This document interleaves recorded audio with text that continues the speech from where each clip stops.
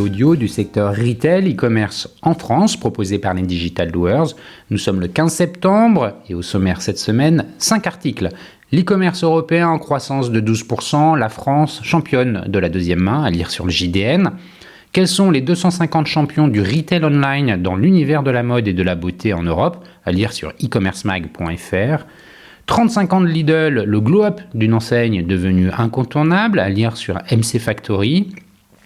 Inditex enregistre un bénéfice record de 2,51 milliards d'euros au premier semestre, à lire sur fashionunited.fr. Et enfin, où trouve-t-on des seniors dans l'e-commerce et quels sont les 5 profils les plus demandés de la rentrée, à lire sur e-commercemag.fr. Je vous le rappelle, sur le site lesdigitaldoers.com, vous avez accès à une revue de presse accessible sur LinkedIn et qui rassemble les articles publiés dans la semaine sur les sites de news de notre écosystème. Vous pouvez vous y abonner pour recevoir chaque vendredi un digest de l'actualité dans votre boîte email de cette revue de presse. Je vous lis sans interprétation une sélection de quelques articles qui m'ont semblé pertinents à partager. Comme je vous l'ai annoncé la semaine dernière, demain, le samedi 16 septembre à 10h30 à la porte d'Auteuil, je prends le départ de mon défi vélo. Durant 2 grosses semaines, je serai sur les routes de France pour rejoindre Biarritz le 3 octobre à l'occasion du One-to-One expérience client. Pour rappel, vous pouvez suivre le défi depuis tous les réseaux sociaux dont les accès se trouvent sur le site défivélo.lesdigitaldoers.com. Bref, en conséquence, la revue de presse va faire une petite pause jusqu'à mon retour à Paris début octobre. D'ici là, je vous souhaite une bonne écoute, évidemment, toujours sans coupure.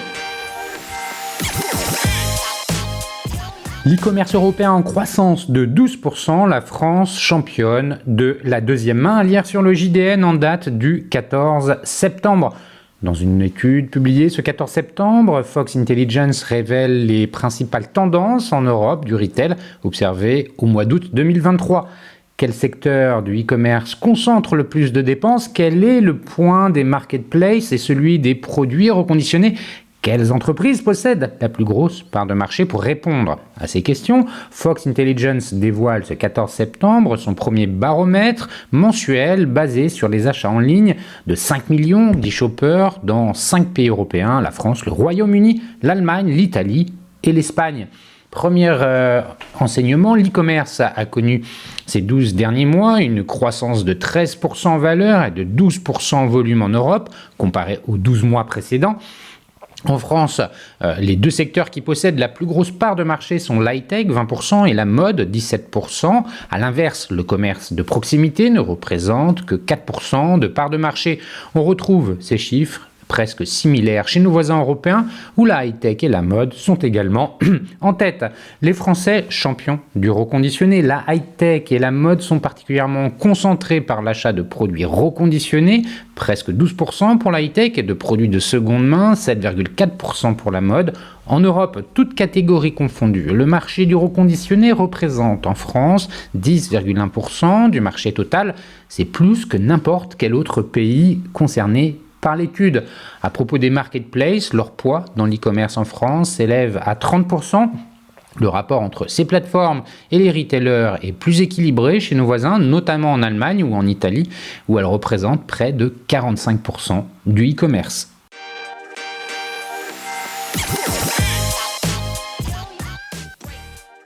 Quels sont les 250 champions du retail online dans l'univers de la mode et de la beauté en Europe, à lire sur e-commercemag.fr en date du 14 septembre.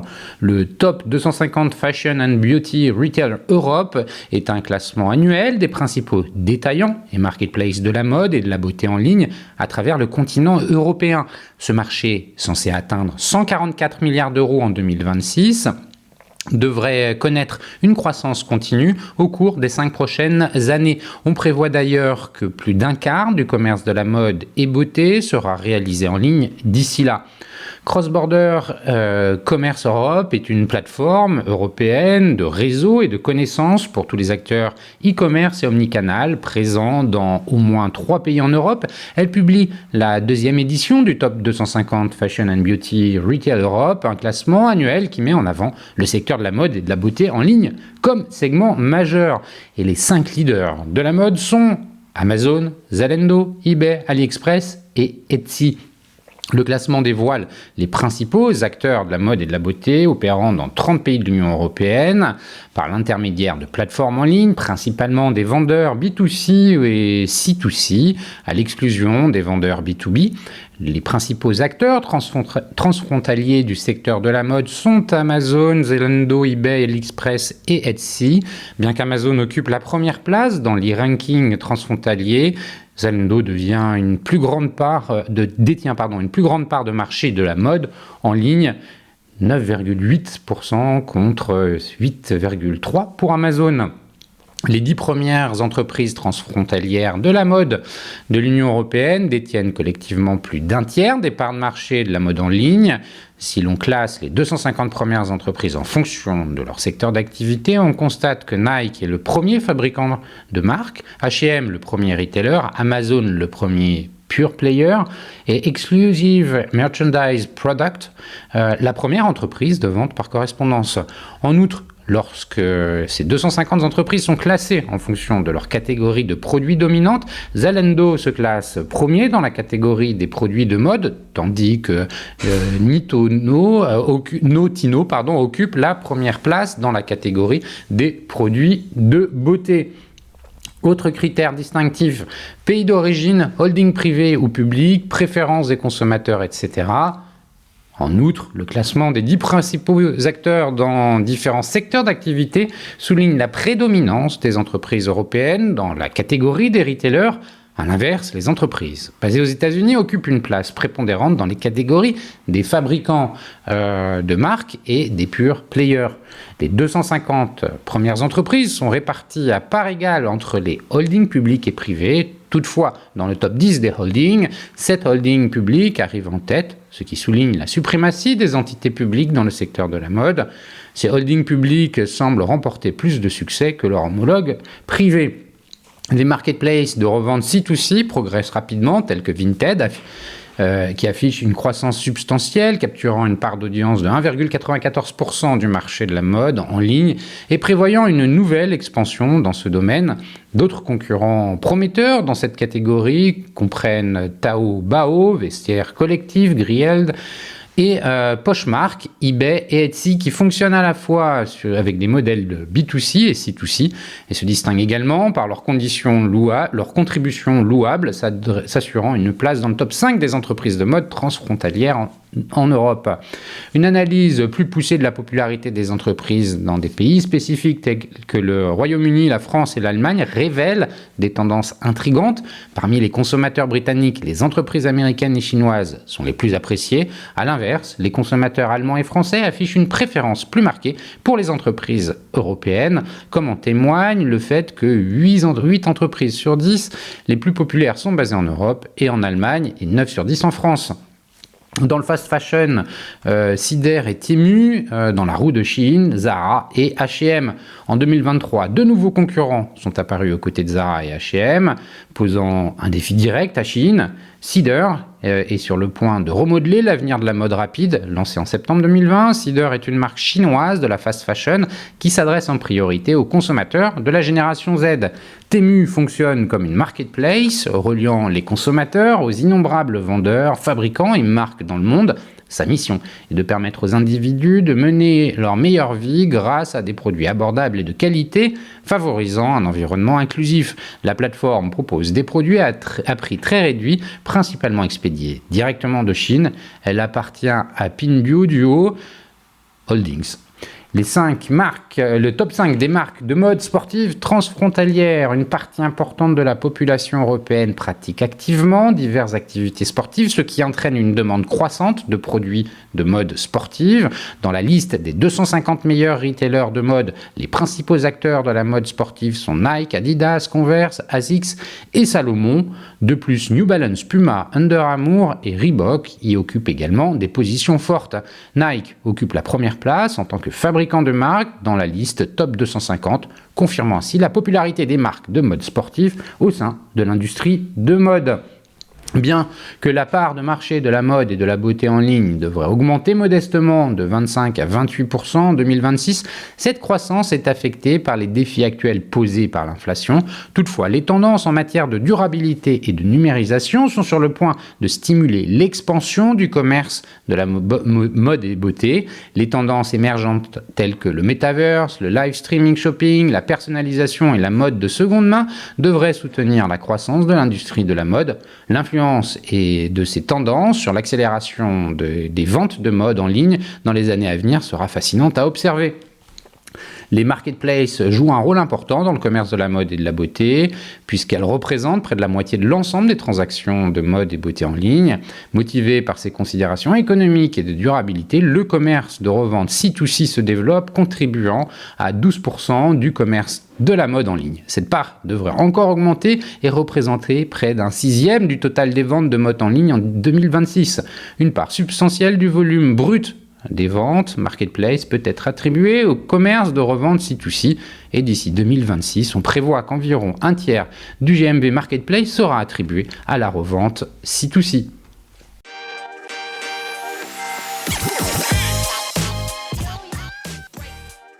« 35 ans de Lidl, le glow-up d'une enseigne devenue incontournable » à lire sur mcfactory.fr en date du 7 septembre. Quel est le point commun entre Arnold Schwarzenegger et Austin Mini bleu, jaune, rouge et un investisseur mystère désemparé? Lidl, bien sûr l'enseigne allemande Lidl fête bientôt ses 35 ans en France et elle peut se targuer d'avoir réussi un pari un peu fou, développer une marque de grande distribution alimentaire en la hissant au rang de marque tendance et désirable. Retour sur les clés d'une réussite bâtie sur l'audace. Un partenaire de confiance qui séduit les Français. Avec près de 1600 magasins dans l'Hexagone, Lidl est l'une des enseignes alimentaires les mieux implantées en France. Pour rappel, Leclerc compte par exemple 734 magasins en France. Alors que 79% des Français se déclarent inquiets face à l'inflation, Lidl devient la valeur refuge pour les Français en perte de pouvoir d'achat, selon Olivier Dauvers, expert consommation et grande distribution. Ainsi, Lidl ressort comme la marque la plus recommandée devant Leclerc et Aldi, et avec respectivement 33%. Selon son credo, garantir le meilleur rapport qualité-prix pour faire ses courses. En toute simplicité, sa politique, alignée sur sa devise, le vrai prix des bonnes choses est clair. Un prix unique, quel que soit le magasin, 90% de marques propres disponibles uniquement chez Lidl, 73% des produits d'origine France, première enseigne discount à proposer en 2006 de façon permanente sa propre marque labellisée commerce équitable, un soutien fort aux producteurs et aux agriculteurs français. Et une volonté de transparence permanente pour défendre le bien manger, le pouvoir d'achat et ses valeurs, à travers des contenus originaux, idées recettes, tutoriels pour les bricoleurs et jardiniers, ou spots YouTube pour évoquer l'engagement sociétal de Lidl, mais aussi avec la campagne de publicité comparative lancée par Lidl qui démontre son engagement pour le pouvoir d'achat. L'étude réalisée par un prestataire externe indépendant a comparé les prix collectés le 4 août 2023 chez Lidl, Leclerc, Intermarché, U et Carrefour, et Lidl demeure le distributeur le moins cher de France. Il s'impose comme le choix le plus judicieux face à l'inflation. Une stratégie gagnante qui permet à Lidl de rester la meilleure chaîne de magasins catégorie supermarché 2023 pour la 11e année consécutive. Une communication audacieuse pour s'émanciper de l'étiquette discount. Le 1er avril 2022, le magazine Automoto imaginait l'édition limitée d'un véhicule SUV aux couleurs de Lidl, inspiré par les paires de sneakers et des claquettes qui avaient fait le buzz en 2020. La voiture arborait fièrement les couleurs du logo Lidl. Le canular a fonctionné et donné des idées à l'enseigne Lidl qui a proposé quelques mois plus tard de le concrétiser. Du 3 octobre au 13 novembre 2022, l'enseigne a ainsi mis en jeu 3 Mini Cooper personnalisés. Pour faire preuve d'audace est une constante dans la stratégie de communication de l'enseigne. En effet, depuis sa sortie du modèle hard discount, son changement en 2012, Lidl se démarque avec des sagas audacieuses. On se rappelle du fameux « On est mal, patron, on est mal. Une campagne lancée dès 2015 mettant en avant l'attractivité des prix et de l'offre produit Lidl sur un ton humoristique. Plusieurs opus déclinés en TV, radio, digital et presse se sont succédés pour défendre une offre petit prix sans rogner sur la qualité. Et plus récemment, la campagne Vous aimez déjà Lidl, diffusée en avril 2022, elle élargit sa cible à des nouveaux consommateurs plus exigeants. Son pitch, si 25 millions de Français font leurs courses chez Lidl, forcément vous avez déjà goûté et aimé un de nos produits. Une communication audacieuse et authentique réunissant clients et futurs clients pour renforcer l'attractivité de l'enseigne. Et pour enfoncer le clou, Lidl se paye aussi le luxe de cultiver une image cool et décalée. Arnold Schwarzenegger en personne est recruté comme ambassadeur des produits de bricolage Parkside de Lidl. Un écosystème digital qui valorise le meilleur rapport qualité-prix. Lidl France a pris son temps avant de franchir le pas du digital, d'abord pour le voyage avec lidlvoyage.fr en juillet 2017, puis avec la foire au vin.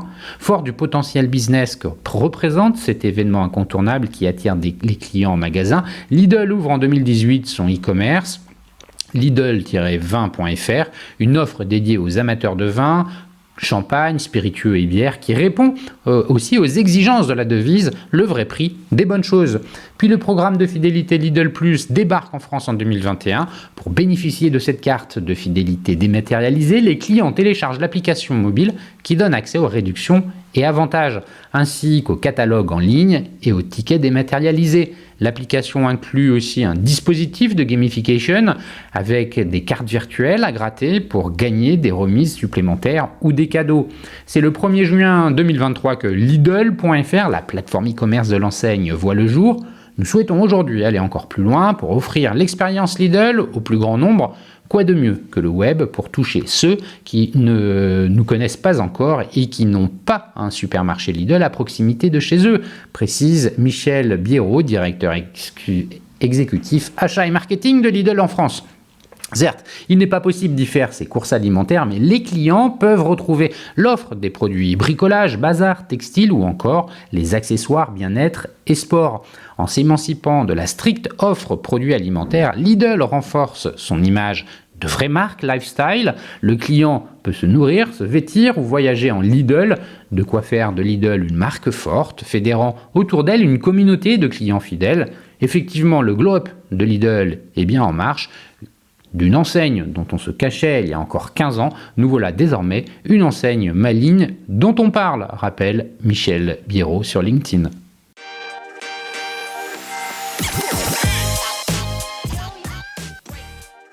Inditex enregistre un bénéfice record de 2,51 milliards d'euros au premier semestre, à lire sur Fashion United en date du 13 septembre.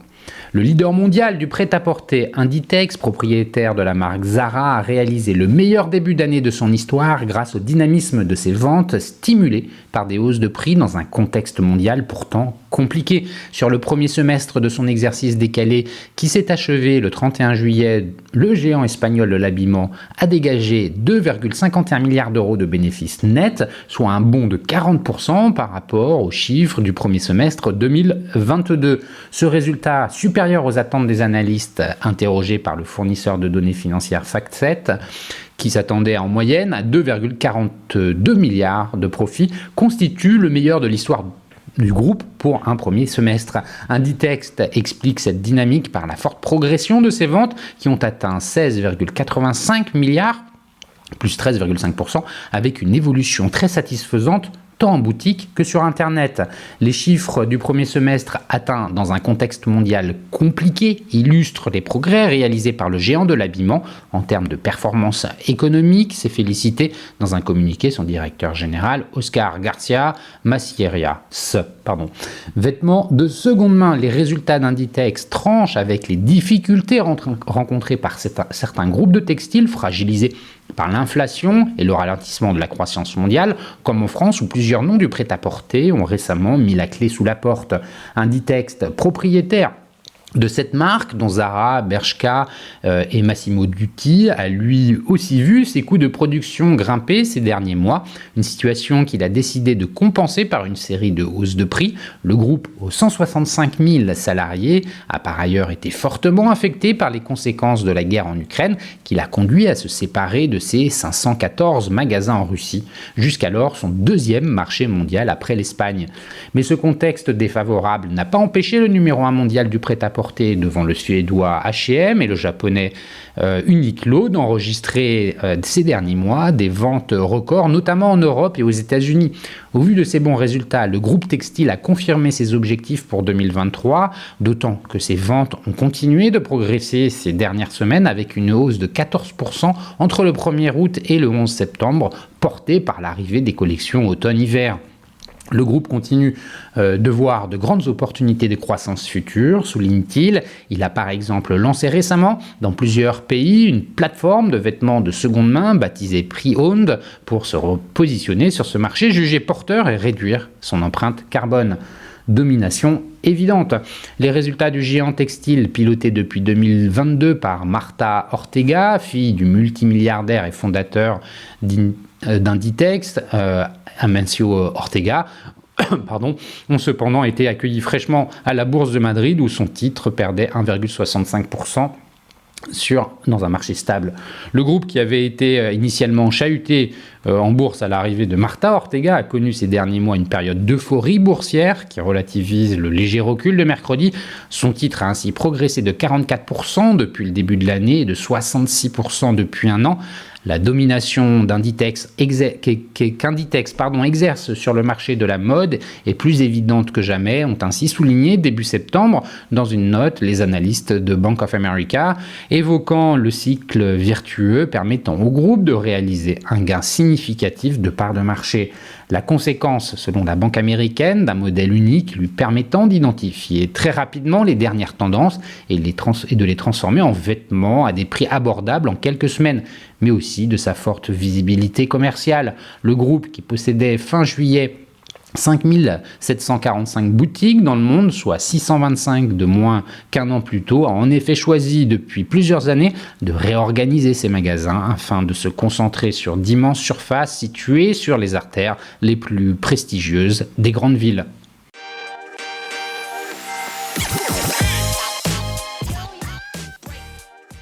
Où trouve-t-on des seniors dans l'e-commerce et quels sont les 5 profils les plus demandés de la rentrée à lire sur e-commercemag.fr en date du 8 septembre. Quels sont les 5 profils les plus demandés dans l'e-commerce et où sont les seniors dans une branche qui pèse 150 milliards d'euros de chiffre d'affaires? Jacques Froissart, fondateur et CEO du cabinet de recrutement Altaïd, fait le point pour nous en cette rentrée 2023. Depuis les premiers pas de Rakuten, ex-Price Minister, en France, l'e-commerce a acquis une certaine notoriété en France. Où y trouve-t-on un nombre important de seniors? Il y a beaucoup de fonctions de management qui sont assumées par des salariés qui répondent peu ou prou à cette qualification de senior. Dans le cas des marketplaces, ce sont souvent des experts des achats ou du merchandising. Si l'on prend le cas de la filière vin et spiritueux, il faut des spécialistes qui connaissent à fond l'écosystème des fournisseurs pour définir et élargir les gammes de vins et d'alcool proposées par une marketplace spécialisée dans ce domaine. Est-ce que les salaires sont un peu plus élevés pour ces fonctions de management qu'ils ne l'étaient au début de l'e-commerce ? Les profils sont plus matures concernant certaines fonctions de management, donc oui, clairement, il y a un développement manifeste du nombre de marketplaces B2B et il y a une demande en cadre de direction expérimentée pour manager ces nouvelles plateformes. En matière de formation ou de compétences de ces seniors, un profil type se dégage-t-il ? Ce sont souvent des personnes qui ont fait des parcours en école de commerce avant de travailler chez des fournisseurs de la grande distribution par exemple, puis de passer du retail traditionnel au secteur de l'e-commerce. Ce sont des profils assez classiques, mais on a aussi des purs produits de l'e-commerce, somme toute aux formations assez variées. Aujourd'hui, une marketplace recrute un account manager en espérant qu'il lui dénichera de nouveaux fournisseurs à référencer sur sa plateforme pour étendre son périmètre d'activité. Si ses clients sont Reprenons l'exemple de la marketplace spécialisée dans les boissons et les alcools des acteurs de la filière café, hôtel et restaurant, CHR. Elle va chercher à trouver des fournisseurs qui vendent des nappes, des serviettes, de la vaisselle, des verres, etc. Sur des métiers de account manager, capables à la fois de trouver de nouveaux fournisseurs et de négocier sur le plan commercial avec eux. Ce que l'on regarde d'abord, c'est l'expérience, ce qu'il a déjà fait. La formation n'a pas tant d'importance que cela, à dire vrai en l'occurrence. On regardera surtout la connaissance qu'il a du secteur, sa capacité à identifier et convaincre les bons fournisseurs de rejoindre la marketplace. La mobilité des secteurs dans l'e-commerce est-elle aisée? L'e-commerce est un secteur très important. Les derniers chiffres de la FEVAD indiquent que cela représente 150 milliards d'euros de chiffre d'affaires en France. En comparaison, l'aéronautique, c'est 62,7 milliards. Les opportunités de changer d'entreprise sont donc plus nombreuses et importante. À l'heure actuelle, quand vous atteignez un certain niveau de poste dans la grande distribution, surtout dans les fonctions achats très centralisées des groupes de grande distribution, il n'y en a plus 25 000 en France, alors que des sites internet, il y en a beaucoup plus. Des transferts entre B2C et B2B sont aussi possibles. Vous pouvez avoir fait votre carrière plutôt dans l'e-commerce grand public et tirer parti ensuite de la montée en puissance des marketplaces B2B et réorienter votre carrière vers cet univers en plein essor. Dans l'univers des marketplaces, y aurait-il des compétences plus demandées que d'autres ? Dans le cas des grandes places de marché, on retrouve à peu près les mêmes métiers que dans l'e-commerce. Les fonctions les plus spécifiques sont celles tournées vers la recherche de nouveaux fournisseurs qui ne sont pas ceux du cœur de métier. Par exemple, quand la Fnac vend des vélos, on voit bien que la démarche consiste à trouver des sources de revenus compatibles avec ce qui fait déjà l'enseigne. Dans le B2B, c'est pareil. Dans l'exemple que je vous citais tout à l'heure, la marketplace spécialisée dans les vins et spiritueux cherche à se diversifier en direction d'un terrain plutôt occupé par une enseigne comme Métro, en essayant de vendre nappes, serviettes, verres et vaisselle. Quels sont les 5 métiers les plus chassés en ce moment par les marketplaces ? Je dirais en premier directeur ou responsable de marketplace, account manager, merchandiser, traffic manager, chargé de l'acquisition de nouveaux clients quand la marketplace est en croissance. Et enfin, catégorie manager qui s'approche des achats dans le sens de définition et de l'animation de gamme plus particulièrement.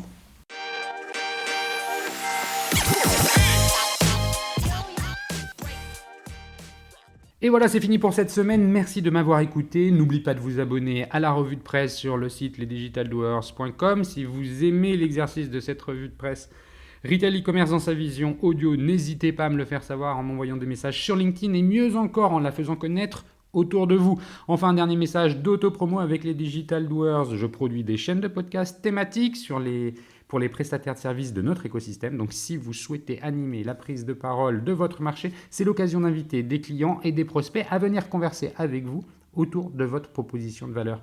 Vous êtes intéressé, alors contactez-moi. D'ici là, portez-vous bien et à la semaine prochaine.